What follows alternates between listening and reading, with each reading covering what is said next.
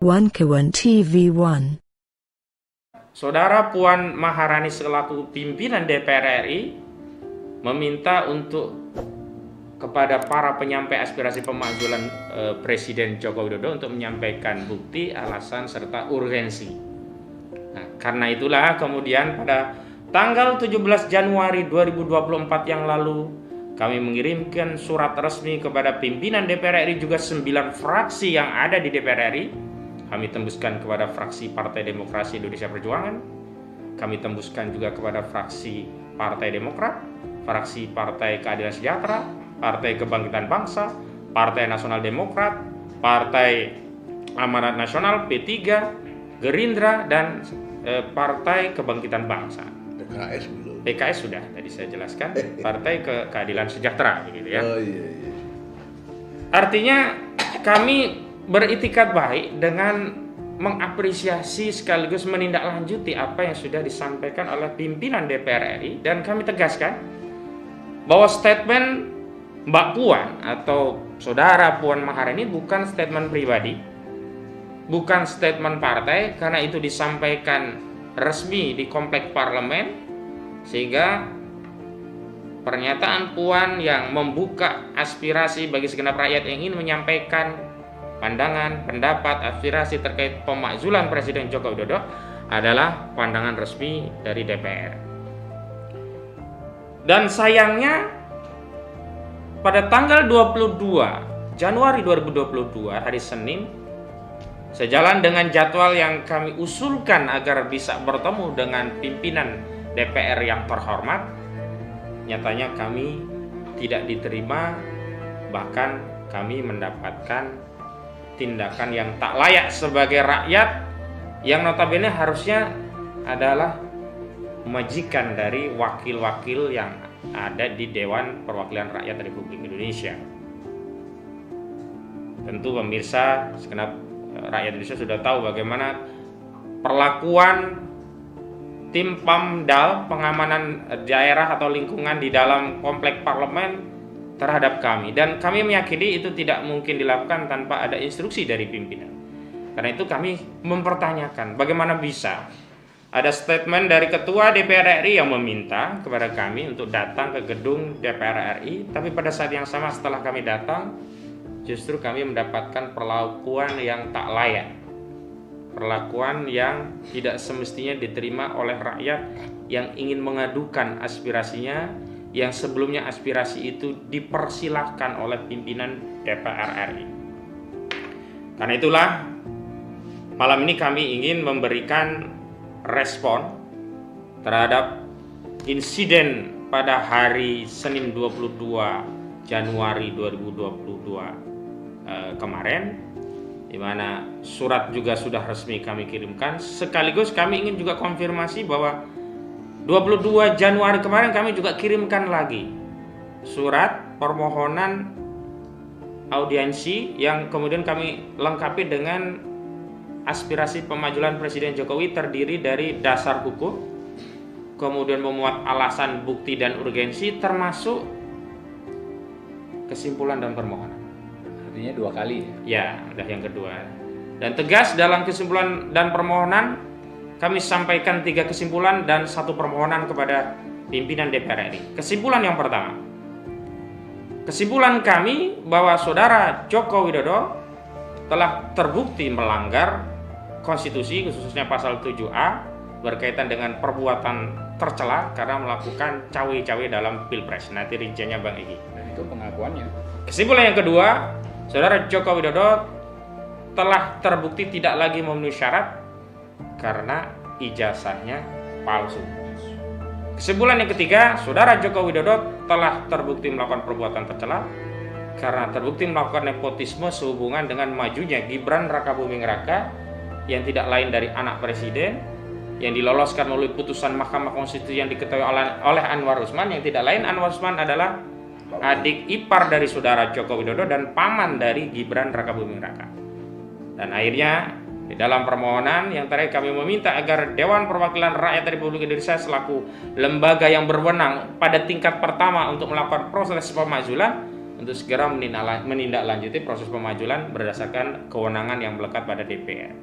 Ini juga sudah kami kirim, bahkan secara spesifik kami kirimkan juga pada seluruh fraksi. Tanda terimanya sudah ada.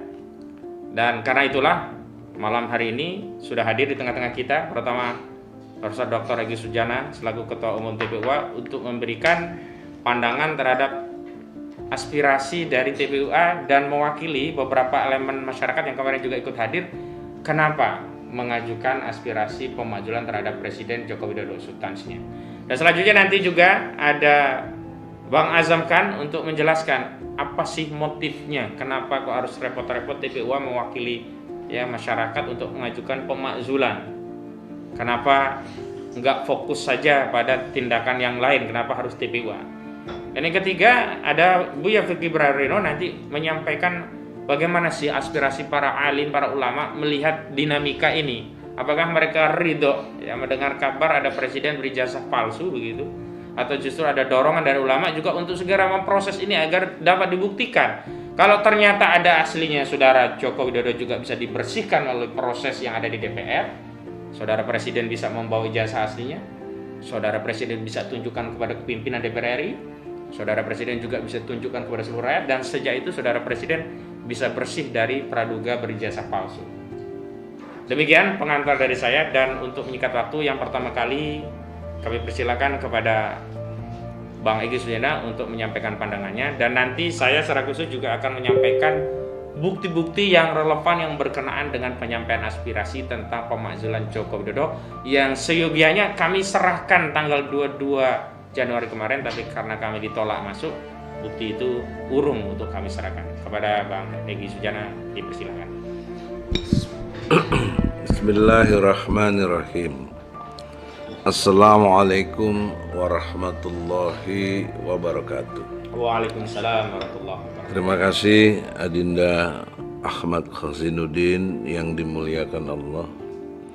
Sahabat saya Azam Khan juga yang dimuliakan Allah, dan Fikri Bareno Ustadz insyaallah yang dimuliakan Allah untuk memberikan sudut pandang dari kaum ulama nanti. Saudara-saudara, substansinya adalah kita mengacu ke Undang-Undang Dasar 45. Mulai dari pasal 1 ayat 1, negara kita ini republik. Everybody, siapapun yang belajar pasti sudah mengerti. Re itu kembali, publik itu kita semua masyarakat, rakyat. Jadi republik itu betul-betul berkedaulatannya itu ada pada rakyat. Maka pasal 1 ayat 2 berdasar kepada hukum. Ini penting sekali di dalam berbangsa dan bernegara memakai istilah republik. Tapi kemarin kami mengalami pengertian republik rasanya komunis gitu loh. Karena represif, otoriter, dan sepertinya tidak boleh ada oposisi. Itu ciri-ciri komunis. Jadi memahami komunis bukan cuma anti Tuhannya, tapi perilaku yang bertentangan dengan kepentingan publik yang harusnya diurus. Dan bahkan kita datang karena Ibu Puan Maharani telah menyatakan, atau bahasa lainnya dalam pengertian hukum bisa dikatakan menantang, untuk yang mau memakzulkan silahkan, apa bukti-buktinya, silahkan apa urgensinya gitu.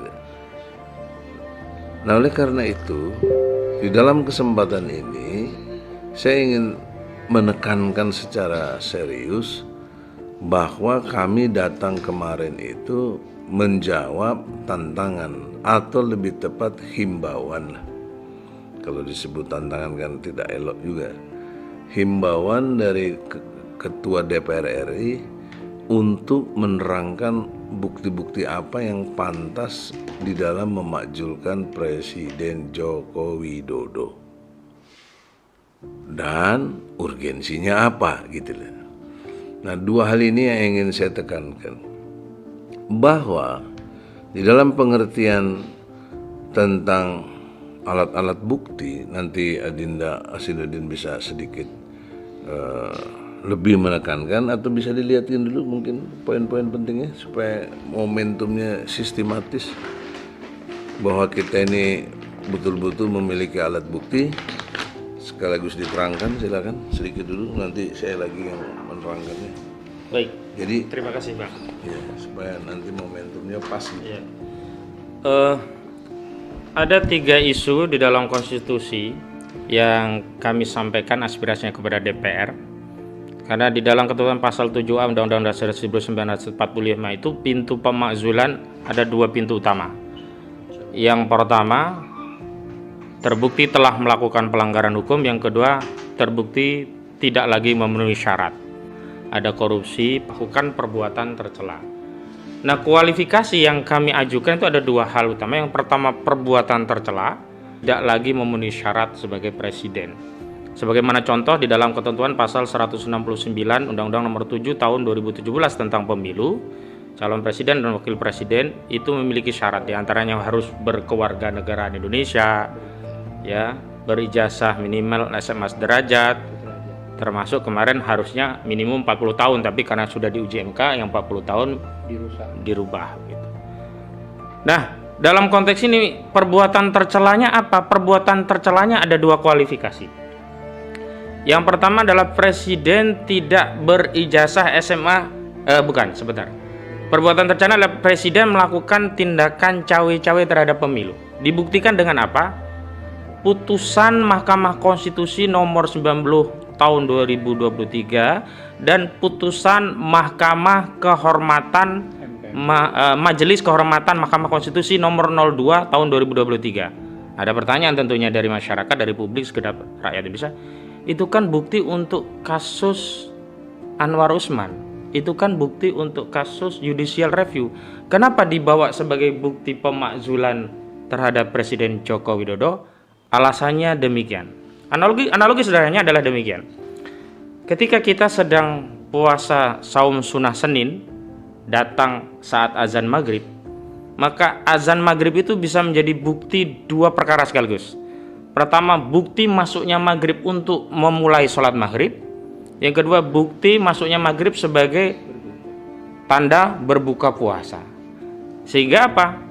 Maghrib itu bisa untuk dasar melakukan buka puasa, juga bisa dijadikan dasar untuk sholat maghrib.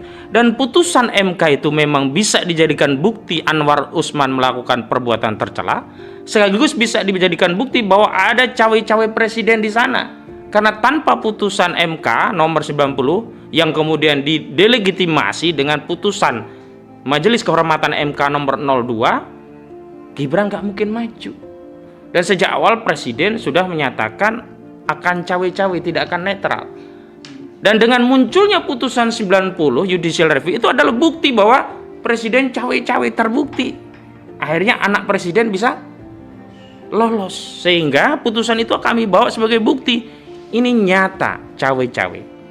Dan cawe-cawe itu dalam pandangan kami masuk kategori perbuatan yang tercela. Seorang presiden harusnya menjadi presiden bagi segenap rakyat. Jadi presiden seluruh capres-cawapres, bukan presiden bagi pendukungnya, bukan presiden hanya bagi pasangan 02 yakni Prabowo dan Gibran Rakabuming Raka. Yang kedua, putusan ini juga kami jadikan bukti dalam konteks apa? Dalam konteks untuk membuktikan bahwa ada nepotisme di sana. Dan Bang Egy yang sebelumnya menambahkan ini memang penting, harus masuk nepotisme. Kenapa? Karena relasi putusan MK nomor 90 tidak mungkin keluar kalau tidak dikeluarkan Anwar Usman. Anwar Usman punya relasi hubungan keluarga dengan Presiden Jokowi melalui istrinya Hidayati. Gibran punya relasi kepada Anwar Usman sebagai paman melalui bibinya atau melalui bapaknya. Sehingga putusan yang meloloskan Gibran sebagai cawapres, putusan 90 itu juga menjadi putusan yang menunjukkan adanya nepotisme. Sementara nepotisme itu sendiri di dalam konteks pilpres tentu perbuatan tercela begitu. Nah, yang ketiga, ini yang paling utama yang sudah kita suarakan sejak di PN Jakarta Pusat, Pengadilan Negeri Surakarta, Pengadilan Tinggi Semarang, sampai Mahkamah Agung. Apa itu? Ya, ini presiden telah terbukti tidak lagi memenuhi syarat. Kenapa? Karena presiden terbukti melalui putusan pengadilan ijazahnya palsu. Kenapa ijazahnya palsu disimpulkan demikian? Karena aslinya tidak pernah ada. Apa argumentasi? Yang pertama, sebelumnya Bambang Tri dan Gus Nur didakwa dengan pasal berlapis, kabar bohong, penodaan agama, ITE. Tetapi sampai pada tuntutan Gus Nur didakwa dengan dituntut 10 tahun dengan kabar bohong, pasal 14 ayat 1 Undang-Undang Nomor 1 tahun 1926. Divonis berapa? 6 tahun. Kami mengajukan upaya banding. Oleh Pengadilan Tinggi Semarang dianulir putusan Pengadilan Negeri Negeri Surakarta. Tidak ada lagi pasal kabar bohong, yang ada hanya delik menyebarkan kebencian dan permusuhan berdasarkan suku, agama, ras, dan antar golongan, ITE. Pasal 28 ayat 2 junto 45A ayat 2 Undang-Undang ITE 19/2016 yang merupakan perubahan 11/2008 yang belum lama ini diubah lagi begitu. Konklusinya apa? Konklusinya tidak ada kabar bohong, berarti kabar ijazah palsu yang diedarkan oleh saudara Bambang Tri Mulyono itu benar. Dan buku yang ditulis oleh Bambang Tri Mulyono, Jokowi Undercover, yang menyatakan ijazah Jokowi itu palsu, berarti benar karena tidak dikualifikasi lagi menjadi kabar bohong. Itu argumentasi yang pertama. Argumentasi kedua, secara proses persidangan bahkan ada saksi ahli agama dari jaksa yang menyatakan siapa yang mendakwa harus membuktikan. Dan posisi jaksa mendakwa menuduh Bambang Tri dan Gus Dur mengedarkan kabar bohong berupa ijazah palsu, maka jaksa punya kewajiban untuk membuktikan kabar benarnya. Kabar benarnya apa? Ijazah asli. Maka jaksa punya kewajiban untuk menghadirkan ijazah asli dalam persidangan. Dan ternyata fakta persidangan ini bukan omong-omong di luar, bukan gosip, tapi fakta persidangan membuktikan tidak ada ijazah asli yang dihadirkan. Konklusinya berarti tidak ada ijazah aslinya. Nah, sampai situ. Dan yang terakhir, putusan ini sudah dikuatkan oleh Mahkamah Agung sehingga sudah punya kekuatan inkrah. Karena itu proses yang bisa untuk memberikan ruang kepada saudara Joko Widodo untuk menunjukkan ijazahnya hanya dua: proses hukum di Pengadilan Negeri Jakarta Pusat yang sedang bergulir hari ini, proses politik di DPR. Dan karena itulah kami ingin mempercepat dengan proses di DPR agar juga ada kepentingan bagi saudara Joko Widodo untuk membela diri dan segera menunjukkan ijazah aslinya. Begitu Bang, lanjut. Ini bundel-bundel hasil putusan pengadilan. Jadi saudara-saudara, konstruk hukumnya atau bangunan hukumnya dalam perspektif Undang-Undang Dasar 45 itu termuat dalam pasal 7A Undang-Undang Dasar 45. Jadi kalau saya membagi ada 3. 1 pelanggaran hukum. Di dalam pelanggaran hukum itu ada 5 poinnya. 1 mengenai pengkhianatan terhadap negara, 2 tindak pidana, 3 korupsi, dan ada yang tercela ini. Nah, yang kelimanya itu tidak memenuhi syarat. Tapi saya bagi 3, pelanggaran hukum tersendiri, perbuatan tercelanya tersendiri, supaya fokus gitu loh. Yang ketiganya tidak memenuhi syarat. Nah, ini kategorinya administratif. Nah, dalam konteks ini, tawaran gagasan saya untuk menegur administratif itu ada kelembagaan yang namanya ombudsman. Jadi ombudsman suatu saat kalau kita sepakat nanti kita datangi hanya untuk menegur DPR. Kenapa DPR kita datang, kita udah bikin surat kok nggak dilayani? Itu administratif. Lembaga layanan publik. Ya itu untuk bidang administratifnya. Yang kedua DPD. Nah, DPD kita harapkan berperan dalam hal ini. Di DPD yang saya ketahui ada lembaganya namanya BAP, Badan Akuntabilitas Publik. Jadi kita perlu datangi juga DPD untuk supaya bagaimana pertanggungjawaban publik yang mereka urus itu, karena DPD punya kewenangan ikut mengawasi jalannya pemerintahan. Nah, dalam konteks ini yang fungsional untuk itu secara kelembagaan adalah DPR. Tapi kita ke DPR kemarin diabaikan, kurang lebih begitu. Surat nggak dijawab, kita datang langsung malah dihadapi dengan kekerasan, ya. Nah, untuk itu DPD sebagai badan akuntabilitas publik punya kewenangan setidaknya bisa berkoordinasi dengan DPR, karena satu kelembagaan, di gedungnya juga sama di Senayan. Kok begini cara menanganinya gitu loh. Jadi kita berharap nanti DPD sudah kita surati, mudah-mudahan ketua badan akuntabilitas publiknya kan Saudara Tamsil Lindrung. Jadi tolong direspon surat kami secara cepat, ya, jangan kayak DPR, ya. Nanti kita juga sisi lain menegur lewat ombudsman. Nah, poin pentingnya adalah di dalam konteks perbuatan tercela itu yang kita punya alat bukti adalah ijazah yang kita duga kuat tidak dimiliki oleh Presiden Joko Widodo. Kalaupun ada, diduga itu pasti palsu. Seperti yang di UGM, ada foto yang ditertera di situ, foto bukan dirinya Jokowi, tapi diakui itu Joko Widodo. Nah, ini kan dirinya sendiri aja ditipu gitu loh. Ya, dia telah menipu dirinya sendiri. Semua orang tahu. Nah, sisi lain UGM-nya saya kritik secara intelektual. UGM itu kan universitas yang bagus, the best lah ya. Dan masuk kategori yang harusnya pendekatannya itu intelektual.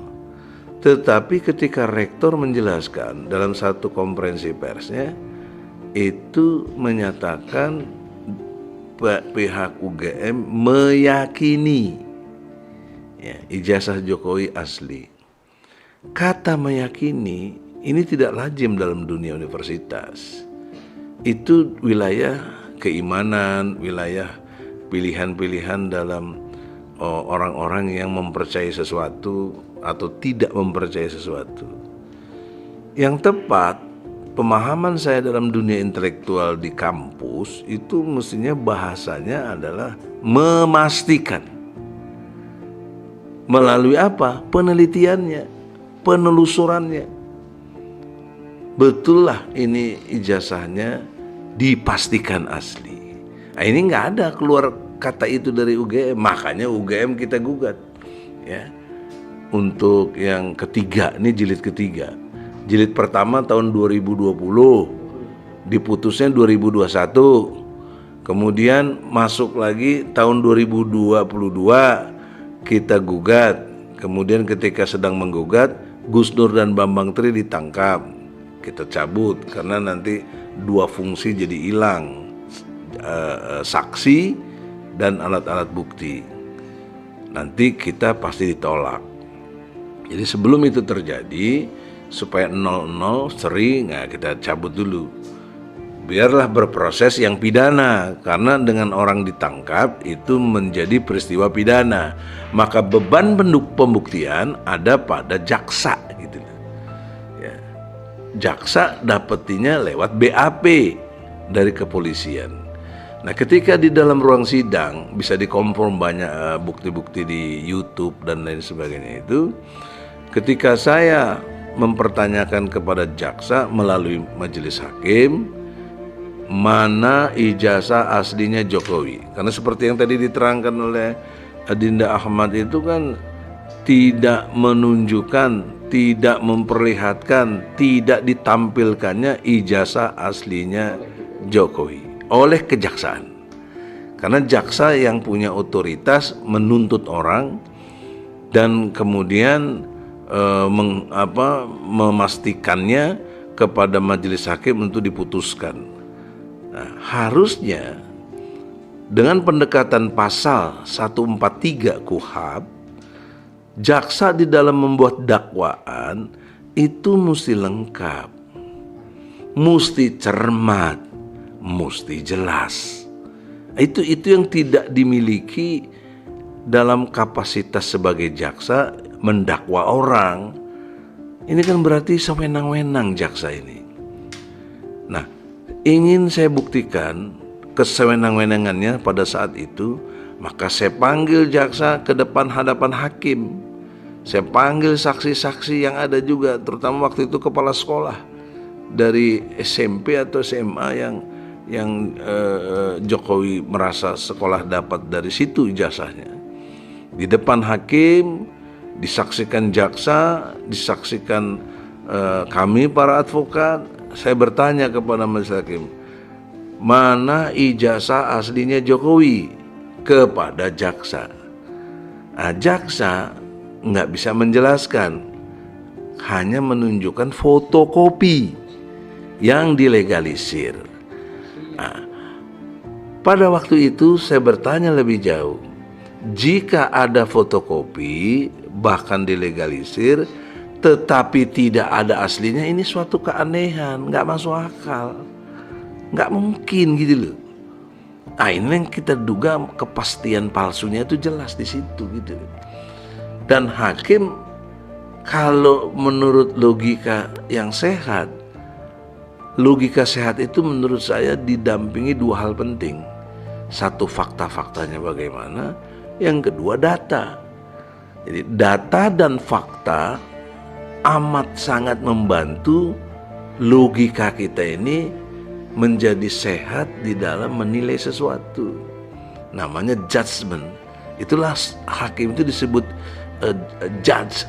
Itu hakim itu artinya yang mempertimbangkan dan memutuskan. Tapi anehnya lagi, udah tidak punya ijazah asli, berarti dakwaan jaksa sebenarnya gugur demi hukum melalui pasal 143 KUHP, tetapi hakim tetap memutuskan tuntutan yang 10 tahun diputus 6 tahun di PN. Nah, kita banding, ternyata banding sependapat dengan kita dalam perspektif tidak adanya berita hoak yang membuat gaduh, tidak ada, karena memang tidak ditampilkan ijazah aslinya. Kalau ijazah aslinya ditampilkan, kita yang salah, paling tidak klien kita yang salah, dan silakanlah dihukum, pantas. Bahkan Bambang Tri menantang silakan ditembak kepalanya. Nah, itu fakta-fakta dan by data, karena Bambang Tri melalui penelitian sehingga dia bisa memastikan gitu loh. Masa lawannya UGM tiba-tiba meyakini gitu loh, itu ndak logik secara ilmu hukum ya. Oleh karena itu di dalam konteks persidangan ini patut diduga hakim juga jadi ketakutan barangkali karena menyangkut tekanan dari yang kita lawan ini presiden ya. Presiden bisa mungkin cuma telepon Mahkamah Agung, dugaan saya begitu. Mahkamah Agung juga punya mentalitas yang tidak setara dengan presiden, padahal kalau menurut teori trias politika, eksekutif presiden, legislatif DPR, yudikatif itu Mahkamah Agung dengan turunannya peradilan itu. Itu artinya setara mereka. Pembagian kekuasaan namanya. Tetapi faktanya yang namanya Mahkamah Agung turunannya pengadilan negeri yang paling terbawahnya itu telah terintervensi. Harusnya kan bebas demi hukum. Harusnya bebas. Orang nggak ada yang nggak ada yang nggak bener kok dari mubahalahnya ulama kita Gus Nur itu dengan Bambang Tri. Perlu diketahui Gus Nur itu hanya kepo gitu. Aku berani dilaknat oleh Tuhan, oleh Allah. Kalau kok nggak benar, berani kata Bambang Tri. Kalau gitu kita mubahalah, siap mubahalah, ditembak mati pun siap katanya. Nah, terjadilah mubahalah, dan mubahalah itu diatur di dalam surat Ali Imran ayat 61. Ada di Ali Imran, Quran membenarkan peristiwa mubahalah. Nah, akan tetapi kesaksian dari ahli agama dari yang dibawa oleh jaksa itu tidak memahami substansi mubahalahnya. Dia hanya menyatakan mubahalah itu harus dua belah pihak. Kalau nggak ada satu pihak, tidak terjadi mubahalah. Iya, saya sepakat untuk itu. Tapi substansi mubahalah yang dimaksud oleh Gus Nur dan Bambang Tri, dia bermubahalah di antara dia. Ya, bukan menantang ke Jokowinya. Kan tadi ingat dong logika keponya dari Gus Nur, pengen tahu dan pengen ada kepastian, lu bener apa enggak nih Bambang Tri, gitu loh. Nah, hablum minallahnya itu dengan hablum minannasi dengan Bambang Tri itu. Jadi secara kesyaratan yang dimaksud mubahalah juga nggak ada yang dilanggar, ya, karena dia mubahalah di antara mereka, dua belah pihak itu. Dan siap nanggung azab lagi. Nah, jadi yang punya berkepentingan di sini Jokowi tidak datang bukan berarti dia tidak kena azab, karena yang dipersoalkan substansinya ijazah palsunya dari Jokowi, Dodo gitu loh.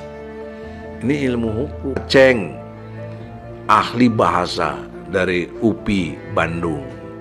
Kita hadirkan Dr. Taufik, ahli pidana dari UNS Solo. Jadi oleh karena itu proses pembuktian dan kesaksian kita itu sangat prosedural, memenuhi unsur KUHAP, Kitab Undang-Undang Hukum Acara Pidana, ya. Sementara pihak sana jaksa tidak memenuhi syarat. Tadi pasal 143 mendakwa orang sembarangan aja. Nah, harusnya hakim yang memeriksa dan memutuskan bebas. Nah, tetapi faktanya demikianlah. Inilah Indonesia, ya, yang masih subordinat, mentalitas budaknya itu masih kuat sekali, mentalitas tentang kemandiriannya tidak terjaga, merasa gajiannya, merasa pendapatannya yang memberikan presiden gitu loh sebagai pemerintah. Nah, ini poin penting yang mendasar secara konstruk hukum. Harusnya yang tadi sudah diterangkan Adinda Ahmad Kasinudin itu kan bahan fakta-fakta yang objektif, tidak karena dikarang atau berpihak, karena sudah dilalui lewat persidangan, sehingga menjadi data-data. Nah, saudara-saudara, kategori hukum itu ada di pasal 7A, itu menyebut perbuatan tersebut tercela gitu loh. Tercelanya everybody sudah memahami. Jangankan kelas kita, profesor doktor atau sarjana hukum, kelas anak SMP SMA juga udah paham kalau berbohong itu sangat tercela. Karena sejak awal kita diajarkan dari mulai orang tua adalah kejujuran. Ini di sini jelas Jokowi 3 nilai sekaligus, yaitu kejujuran, kebenaran, dan keadilan tidak diterapkan sebagai etika tertinggi dari peristiwa hukum.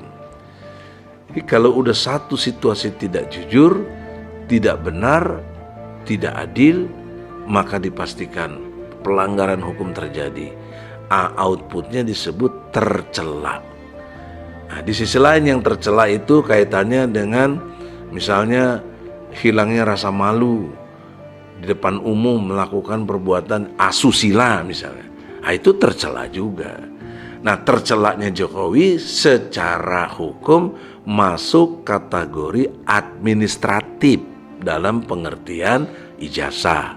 Nah, ini menjadi syarat yang kedua dalam perspektif hukum pasal 7A, yaitu syarat sebagai presiden menurut pasal 169 Undang-Undang Nomor 7 tahun 2017 tentang pemilu. Itu syarat yang dipastikan harus punya ijazah.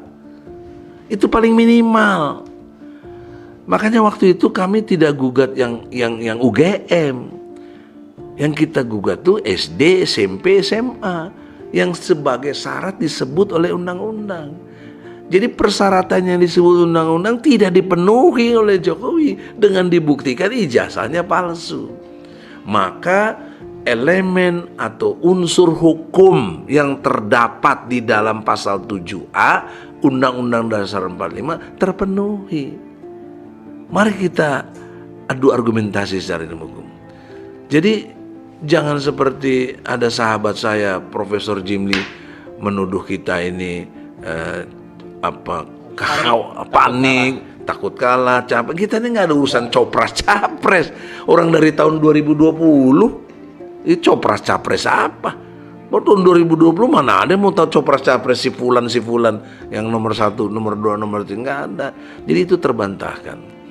Kemudian Saudara Yusril juga mengatakan ini tidak konstitusional, memakjulkan ini. Tidak konstitusional gimana? Orang udah diatur pasal 7A. Jadi cara pandangnya itu saya tidak merendahkan mereka, tetapi bagaimana sudut pandangnya untuk mengatakan begitu gitu loh. Ya.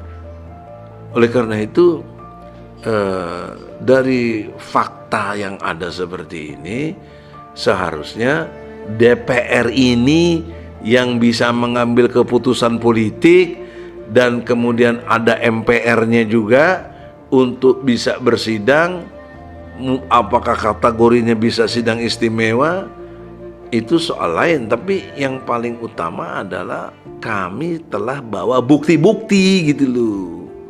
Kami telah berupaya membuktikannya lewat peristiwa peradilan. Jadi dijamin unsur kejujurannya, kebenarannya, dan keadilannya. Bukan statement-statement di medsos atau apa, enggak. Penjelasan yang punya nilai hukum di pengadilan, bukan di luar pengadilan. Itu namanya otentik, orisinil. Ya, jadi tidak bermaksud menggurui atau mendikte, kami hanya menjelaskan. Harusnya kalau dialog ini atau penyampaian ini didengar oleh Puan Maharani dan anggota DPR lainnya, harusnya tergerak menggunakan hak angketnya kah, hak interpelasinya kah, hak dengar pendapatnya kah, memanggil Presiden Jokowi. Karena sejarah ketatanegaraan Republik Indonesia sepanjang yang saya tahu 7 kali ganti presiden dan ribuan anggota DPR berganti sejak tahun 1955, sejak awalnya ada pemilu, belum pernah memanggil presiden untuk dimintai pertanggungjawabannya. Belum pernah. Ya, jadi dalam perspektif itu yang karena perbuatannya. Kalau yang Habibie pertanggungjawaban umum sebagai presiden itu lain. Ini yang saya maksud pertanggungjawaban presiden karena ada perbuatan tercela gitu loh. Belum ada. Ini baru kita mau buat sejarah ini harusnya. Tapi mereka barangkali ya ini subjektif ya, tetapi bisa diungkap sebagai satu analisis. Kalau ini terungkap, mereka memandang kita ini yang unggul gitu loh. Dalam satu kelompok komunitas sosiologisnya, mereka kok DPR nggak bisa lebih bagus dari kita gitu loh. Kan harusnya bisa dia punya tenaga ahli, punya segala macam kok DPR itu ya, punya anggaran, dia bisa nganggarkan kok, tapi nggak bisa ungkap ini gitu. Nah, itu kedengkian politik menurut saya yang tidak tepat. Nah, atau analisis yang kedua bisa jadi yang dianggap perseteruan Megawati dengan Jokowi ini drakor, drama Korea atau drama kotor kalau ada ya. Iya dong, Pura-pura doang. pura-pura saja. Karena dua indikasinya, baik Jokowi maupun Mega. Kalau Mega betul ribut dengan Jokowi, sebentar, tinggal dia cabut mandat petugas partainya, dicabut, itu juga udah kolab pasti presiden. Kenapa? Karena menurut Undang-Undang Dasar 45 berkait dengan presiden dicalonkan atau diusulkan oleh partai atau gabungan partai. Itu konstruknya. Nah, yang mengajukan Jokowi siapa? PDIP. sebagai petugas partai. Kan sebentar, nggak usah repot-repot, nggak usah Puan juga nanya-nanya bukti apa segala macam. Kalau memang mereka ada slack, ketersinggungan satu sama lain, cabut surat mandatnya. Kolab dia, tidak punya legitimasi sebagai presiden. Tapi nggak dilakukan sama Mega. Cuma uap-uap, omon-omon. Nah ini baru omon-omon gitu loh. Ya, cuma di medsos, di apa, omon-omon. Jadi saya tantang Ibu Mega sebagai negarawati. Nah, kalau laki kan negarawan. Ya, bagaimana Anda sebagai negarawati, Sebagai presiden keempat. sebagai presiden keempat ya? Kelima apa keempat? Keempat ya? Kelima? Kelima SBY. Enam, SBY ke-6. Soeharto. Kelima deh. Kelima deh. Ke-6 karena Gus Dur yang ngamuk nanti Gus Dur. iya. Jadi Gus Dur yang ke-7. Siapa? Jokowi. Iya. Gus Dur keempat. Bukan, Gus Dur kelima. Keempat Ya, kelima. Megawati dong. Gitu lah, masa gitu aja lupa. Lanjut, Oleh karena itu, lanjut. dalam perspektif ini buktikanlah Anda sebagai negarawati ya, yang betul-betul jangan bangsa tadi tergesa. Nah, sisi lainnya dari sudut pandang Jokowinya, Jokowi tidak pernah menyatakan bahwa ucapannya dulu itu salah. Apa ucapan yang salah? Dukung Ganjar. Kan sebelumnya yang dukung gadag-gidik kesana kemari kan Jokowi. Jokowi belum pernah menyatakan apa yang dulu saya ucapkan, apa yang dulu saya nyatakan dukung rambut putih. Ya, salah. Sekarang saya benar-benar dukung Prabowo. Itu baru top. Artinya masa kategori tercela itu? Iya dong, bohong. Ya. Nah, maka saya jadi kasihan dengan Prabowo. Bisa aja jadi aduh ya Allah, kena PHP terus. 2014 PHP ya dari Megawati yang dijanjikan di batu tulis nggak kejadian. Ya, itu janji buat ke Prabowo nggak. Tetap muncullah Jokowi di situ. Coba bayangkan. Ya. Kemudian mungkin dijanjiin lagi 2019 kalah lagi ya. Sekarang mau maju lagi udah punya harapan. Nah, inilah Prabowo menurut dugaan saya kenapa mau orang banyak tidak menilai secara cermat menurut saya. Prabowo mau karena ada gugatan ke Mahkamah Konstitusi tentang umur. Ada yang gugat mengenai batas tertinggi dulu. Tertinggi batas bawah. Batas tertingginya 70 tahun, batas bawahnya 40 tahun. Nah, inilah cara Jokowi dengan sangat cermat menurut saya. Jadi banyak orang keliru melihat Jokowi pelongak-pelongo. Ini saya kira cermat dia itu. Iya, cermatnya bukan pandainya, liciknya. Itu kalau kau nggak mau terima Gibran, kau juga nggak bakal maju. Ini yang bisa Terus Paman Usman. Paman Maksimum Usman 70 tahun. Oh iya. Prabowo lewat. Iya. Gitu loh. Gibran yang malah boleh. Nanti Gibran misalnya jadi wakilnya Ganjar misalnya, kan begitu bisa. Tapi nggak mau gitu. Nah, ini contoh. Jadi tapi mudah-mudahan Prabowo kan cerdas, jenderal. Mungkin ada pertimbangan lain ya. Karena misalnya dengan menggandeng Gibran dapat perhatian penuh dari presiden, dapat perhatiannya sudah sampai dan sudah dicoblos lagi. Itu kan bagaimana pemerintah coba? 2 bulan sebelum kejadian sudah tahu dicoblos. Astagfirullahaladzim. Nah, ini terjadi di Indonesia. Terus pimpinan-pimpinan partai semuanya tidak bisa argumentasi yang cerdas, kok ikutin aja gitu loh. Karena dugaannya para menteri itu tersandera. Itu ya, misalnya ketua partai Golkar tersandera oleh minyak goreng, kan ada yang ngomong itu ya, kemudian Julhas, ya pan tersandera pernah kasus dulu yang hutan kayak apa, itu orang banyak tahu itu, ya. Apalagi lah semua punya tersandera. Saya nggak tahu kok SBY kok jadi ABG juga tuh.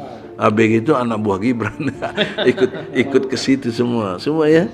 Apa ini yang menjadi klausulnya apa? Saya belum paham kali ini. Dia yang mencat juga. Ya, juga Megawati mungkin nggak berani keras karena dugaan kasus BTS itu suaminya Puan terlibat, tapi nggak diproses kita lihat ya. Dan lain sebagainya lah banyak. Ya. Jadi kemampuan memanage untuk membuat orang tak berdaya, tak berkutik itu harus diacungkan jempol. Jokowi jagoan gitu loh. Mampu. Mana coba ketua partai yang berani ngelawan dia? Ya, kecuali kita lah yang betul-betul menekankan kejujuran, kebenaran, keadilan. Jadi saudara-saudara, tidak bermaksud sok tahu, tapi semuanya itu Anda punya otak, punya hati, yang saya sampaikan. Kalau nggak benar ya bantah aja dengan podcast lagi, jangan terus dilaporin polisi, blow on itu ya. Gitu. Kan ada cover both side. Apa yang harus disampaikan? Dan saya tidak menuduh siapa-siapa. Ini analisis namanya. Dijamin pasal 28 huruf E, bebas berpendapat, lisan maupun tulisan. Nah sekarang saya lisan. Nah jadi kembali kepada konstruk hukum dalam proses pembuktian bahwa Jokowi confirm sampai detik ini saya memastikan ya, bukan meyakini, memastikan Jokowi jasanya palsu. Kecuali Jokowi tanggal 25. Ini ada kesempatan. Besok lusa hari Kamis dalam pengertian tanggal 25 Januari jam 10 saya tunggu di Pengadilan Negeri Jakarta Pusat. Bawa ijazahnya itu yang asli ya, dan beri surat kuasa kalau Anda nggak datang kepada siapa yang Anda kuasakan. Titip ijazahnya sama si Fulan itu atau si Fulani. Ya. Tapi tidak cukup membawa ijazah, harus kita forensik juga. Iya dong. Itu udah otomatis nanti. Jadi dalam pengertian hukum kita confirm, memastikan Jokowi tidak punya ijazah ataupun kalau ada ijazahnya palsu. Nah, ini confirm secara ilmu hukum, bukan kata Egy Sujana. Udah capek pembuktian kita ini 2 tahun terakhir ini kan proses pembuktiannya itu. Ya. Nah, siapa yang mau bantah boleh masukin proses peradilan juga dong. Ini kan kita gugat perdata. Anda punya hak, Anda gugat intervensi, boleh. Mari kita bertarung secara intelektual di pengadilan. Nah, kalau nggak ada yang berani gugat intervensi, kau jangan omong kosong besar depan kita, ya. Ya omon-omon aja itu mah. Itu bukan omon-omon lagi, imin-imin gitu. Jadi saudara-saudara, dengan hormat secara intelektual ya, kita tidak terlalu tegang, perlu ada sedikit hal-hal yang sifatnya menghibur kita sendiri secara intelektual, tapi masih bisa dipertanggungjawabkan. Nah yang terakhir, dalam perspektif spiritual kita meyakini, nah ini boleh kalau ini meyakini karena ada di Al-Quran, masuknya rukun iman gitu, percaya meyakini akan Al-Quran sebagai wahyu Allah. Di dalam surat Az-Zariyat ya, surat ke-51 ayatnya 10 dan 11 itu terkutuk orang-orang yang berdusta. Maka orang itu sesungguhnya bodoh dan lalai. Boleh lihat Al-Quran. Saya meyakini betul ini wahyu Allah kok mampu menembus dimensi psikologi yang udah ribuan tahun lalu disampaikannya atau diberitakannya atau diwahyukannya. Kok update sampai hari ini tuh, dan diduga 100 tahun ke depan, 1000, itu pasti begini juga. Apa yang gak terkutuk, apa yang gak tercela, bahasa sekarangnya bisa juga itu tadi salah satunya ijazah palsu. Dia dusta itu identik kepalsuan. Jadi siapa yang berdusta di sini kita sudah tahu. Dan itulah kebodohannya gitu loh. Apa kebodohannya? Dia nggak menyangka ini bisa terbongkar. Kan harusnya dia bisa memprediksi dong. Dan dia bisa mengukur secara moral. Kok berani untuk memalsukan ijazah? Itu kan luar biasa kebodohannya gitu loh. Ya. Ada pelawak Komar namanya. Di penjara. Dia udah tahu jelaslah kebodohannya. Ya. Anggota DPR juga waktu itu ya. Kemudian ada yang dari Sumatera Utara, calon gubernur, di drop karena ijazahnya palsu. Nah, mestinya dengan proses pembuktian seperti ini sebenarnya sudah pengadilan rakyat. Inilah pengadilan rakyat tuh ya begini. Ya, formalnya ada di pengadilan negeri, pengadilan tinggi, sampai kasasi, itu formal. Tapi substansinya ini pengadilan rakyat bantah bagi Jokowi yang mau membelanya juga buzzer-buzzernya, bantah dengan fakta-fakta, data-data dan bukti-bukti. Fair, kita berdemokrasi di sini istilah. Kita negara hukum tadi ya. Pasal 1 ayat 3. Nah, oleh karena itu dalam perspektif hukum sudah dapat dipastikan ini perbuatan tercela. Inti dari tercela adalah dusta. Orang yang dusta adalah bodoh dan akhirnya lalai. Nah, ini kelalaian dia, ya, nggak merasa bisa terbongkar, apalagi jadi presiden. Nah, sisi lain buat kita rakyat yang tidak mempersoalkan ini, itulah rakyat juga yang bodoh, rakyat yang lalai, rakyat yang dusta terhadap eksistensinya sebagai manusia. Kita dusta mengakui tidak ada Tuhan selain Allah. Kita dusta menyatakan tidak ada yang ditakuti selain Allah. Lam yasha ilallah. Faktanya kita takut kepada selain Allah. Itu dusta juga kita. Kita dusta la ilaha illallah. Nyatanya ada ilah-ilah lain selain Allah. Maka kita masuk kategori orang-orang bodoh dan lalai. Apa lalainya? Nggak sholat, nggak puasa, dan lain sebagainya. Banyak sekali orang Islam begitu. Ya, menurut penelitian, 75% orang Indonesia tidak sholat. 73% tidak bisa baca Quran. Ini hasil penelitian dari Monash University, ya, di Melbourne, Australia. Nah, untuk itulah kesempatan ini masih ada waktu. Presiden Joko Widodo yang masih kami hormati, maka kami pakai pendekatan hukum.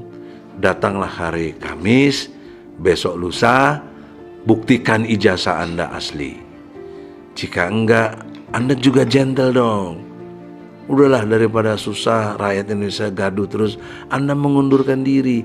Di sini yang disebut urgensi. Apa urgensinya?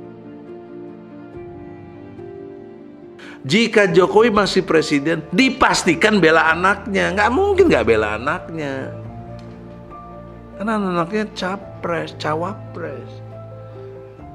Itu nggak mungkin dia nggak bela anak. Dia udah janji kok untuk cawe-cawe. Bahkan udah berani melawan opini publik tadi. Dia tidak kepada republik. Negaranya bukan lagi republik. Dia sudah monarki. Makanya disebut politik dinasti. Jadi itulah saya kira, mudah-mudahan jangan ada salah paham. Kalaupun ada, berarti pahamnya yang salah. Ya gitu. Tidak boleh salah paham, apalagi pahamnya salah.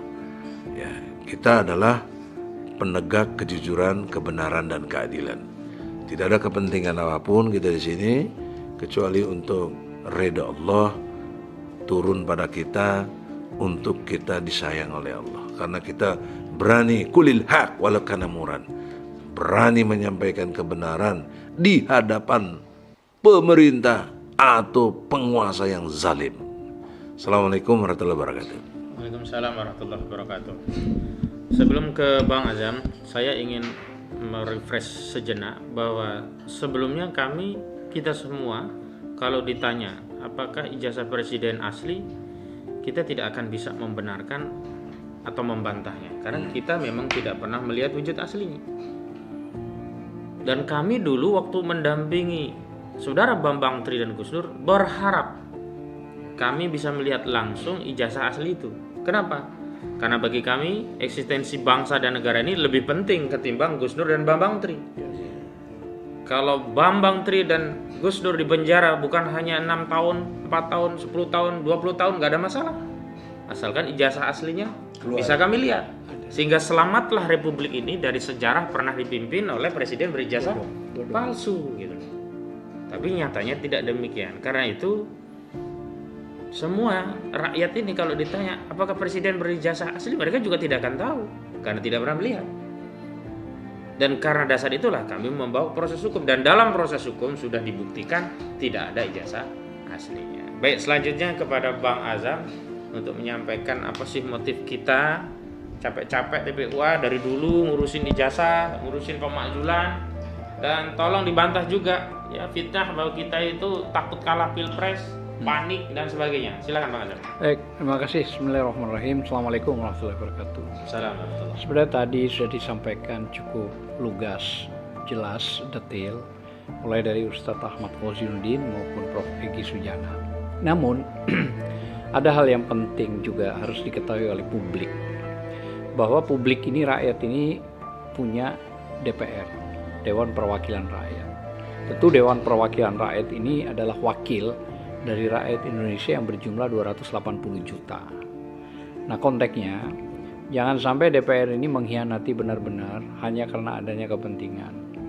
Nah, sebab apa? Informasi juga yang kita dapat katanya reses sudah dinaikkan hampir 700 juta setiap 2 bulan lebih. Artinya setahun 5 kali per orang, kali 570 ya, 5 ya, bukan miliar, T ya.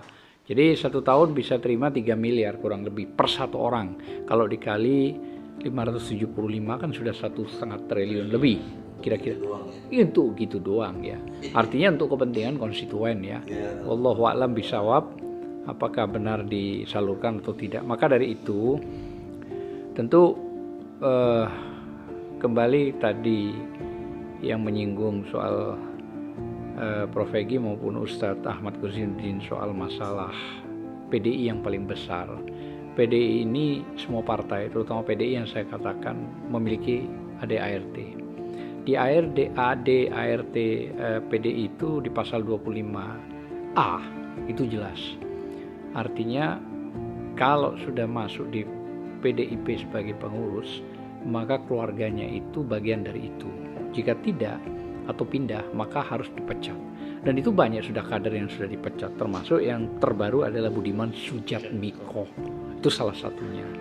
Jadi seharusnya dengan pasal 25A ADART itu Jokowi, Kaesang, Bobi maupun Gibran sudah harus dipecat. Nah, ini kekhawatiran kita juga, ada kekhawatiran ini yang terselubung seolah-olah pecah, seolah-olah ada konflik, tapi mereka rupanya bermain 2 kaki. Nah, ini yang kekhawatiran kita juga, harus rakyat juga apakah ya dalam konteks ini. Namun kembali kepada persoalan yang artinya legalitas kemarin datang ke DPR RI tanggal 22 pagi sampai siang dan terjadi kegaduhan itu sebenarnya dibuat oleh Pamdal sendiri dari DPR RI yang sampai terjadi gontok-gontokan terhadap rekan-rekan TPUA yang artinya konstitusional, konteksnya sudah mengirimkan surat tanggal 17 dan 22 kita datang, yang intinya datang tersebut ingin ditindaklanjuti surat tersebut dengan isinya tentang pemakzulan. Nah, konteks pemakzulan tadi sudah disinggung oleh Ustadz Khozinuddin, Ahmad Khozinuddin dan Prof. Egy yang tadi detail juga, tentu kaitan 7A, kaitan Undang-Undang Dasar 1945 pasal 7A itu kan paling poin korupsi ya tidak ini, tapi tercelah, dan tercelah itu sudah tadi jelas panjang sekali diceritakan gitu loh ya. Nah, tinggal mekanisme dari 7A itu turunlah ke 7B. Nah, dari 7B itulah mekanisme itu pihak DPR mengajukan kepada MK, Mahkamah Konstitusi, untuk diproses dan dikembalikan lagi kepada DPR. Lah, disitulah pemakzulan itu ada. Nah, kalau bicara pemakzulan, impeach, tentu tadi sudah dibuktikan di atas meja bahwa ada banyak bukti. Itu bukti autentik, putusan. Itu bukti yang nggak bisa dibantah oleh siapapun, mau Prof. Yusril, mau Prof. Jimli, gitu ya. Jadi Prof. Yusril juga jangan bilang ini nggak konstitusional. Janganlah, karena Anda berpihak ke sana, gitu ya.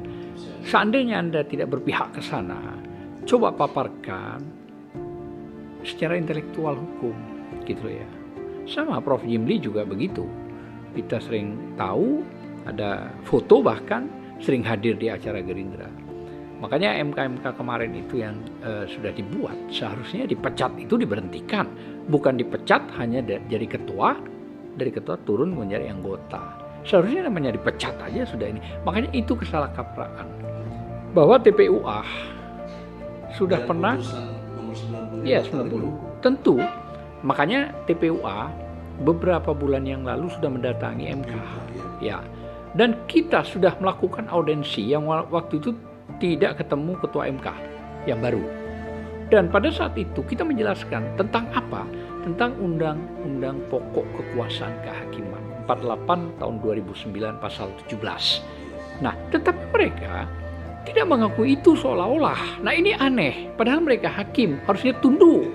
Iya kan? Harus tunduk pada Undang-Undang Pokok Kehakiman 48 tahun 2009 pasal 17 ke bawah. MK-nya mengakui. Iya, kabirunya. Waktu saya tanya, kamu iya. Ini hakim di sini tunduk nggak Undang-Undang Kehakiman? Tunduk katanya. Iya.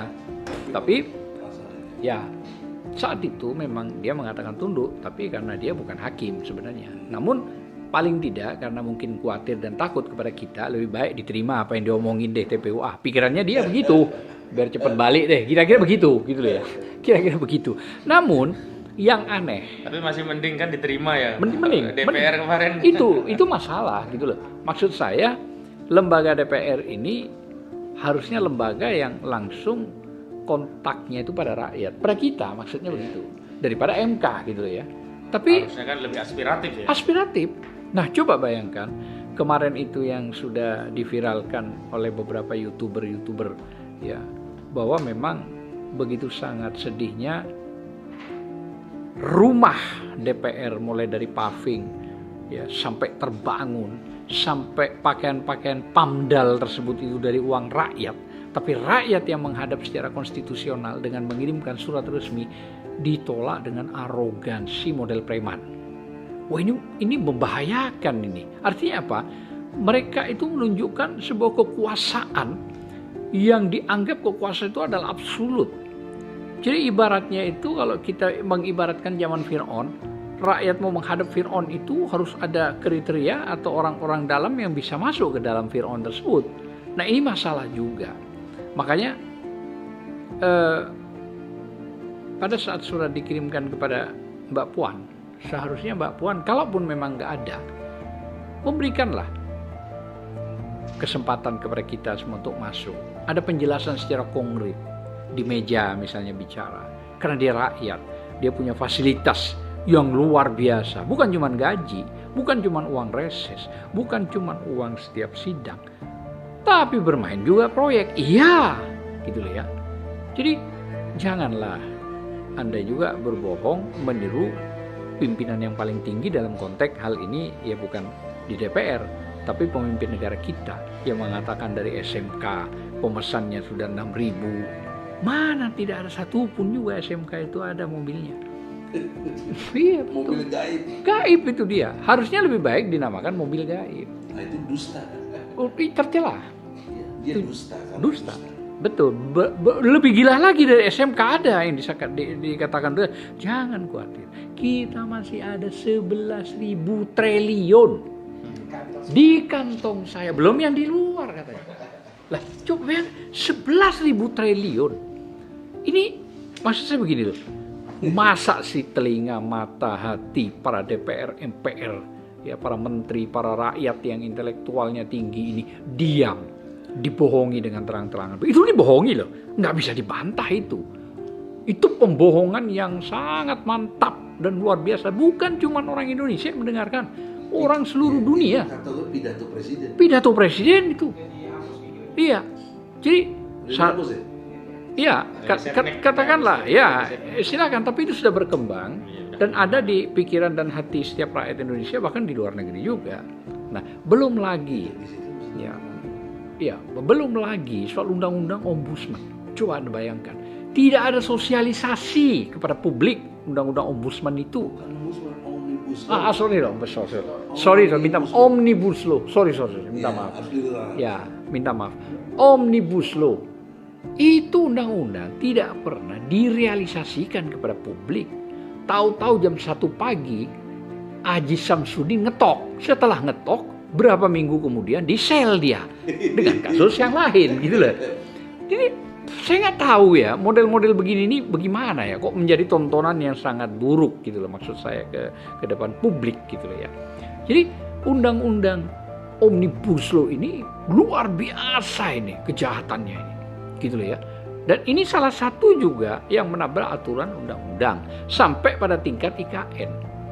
Kalau kita bicara IKN juga, baik pandangan hukum maupun politik, kita bicara pandangan politik ya.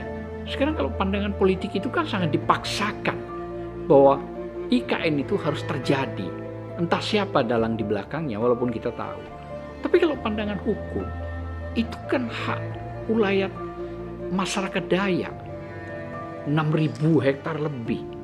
Lah bagaimana kalau nanti terbangun pikiran saya, terus Dayak-Dayak ini mempersoalkan dan menyerang?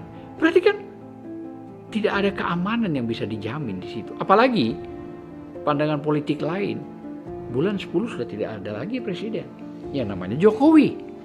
Presiden berikutnya siapa? Lah kalau misalnya nomor 1 Anies Baswedan yang sampai, bagaimana investor nasibnya yang menanamkan ratusan triliun, puluhan triliun yang sudah masuk?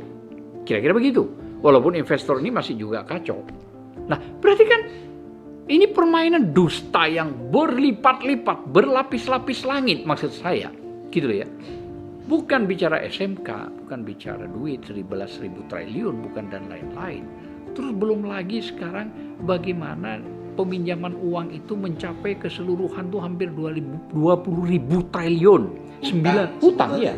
Hutang 9.000 triliun itu ke Cina, sisanya BUMN dan lain-lain 9.000 lebih, hampir 20.000 triliun. Nah, ini sudah melampaui undang-undang perbankan 30, ini sudah 40% lebih. Berarti kan sudah kolab. Nah, kalau kolab, ya itu masuk sebenarnya impeachment itu. Nah, kenapa DPR diam? Iya, melanggar undang-undang. Kenapa kenapa DPR diam? Padahal 30% itu dimaksimalkan. Kalau ini sudah mencapai 40% dan itu sudah dibahas kok. Sudah mencapai urat nadinya itu mencapai 39, sekian persen. Berarti kan melampaui 30%. Impeachment itu sudah masuk. Artinya dari pintu segala hal ini kalau mau jujur banyak. Tapi lagi-lagi tidak cuma ijazah palsu.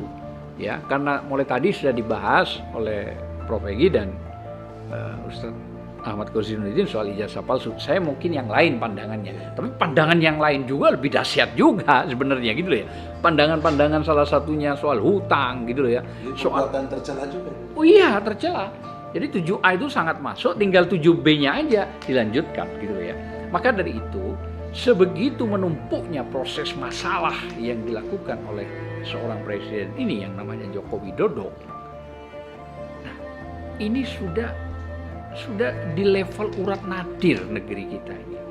Bagaimana gitu ya?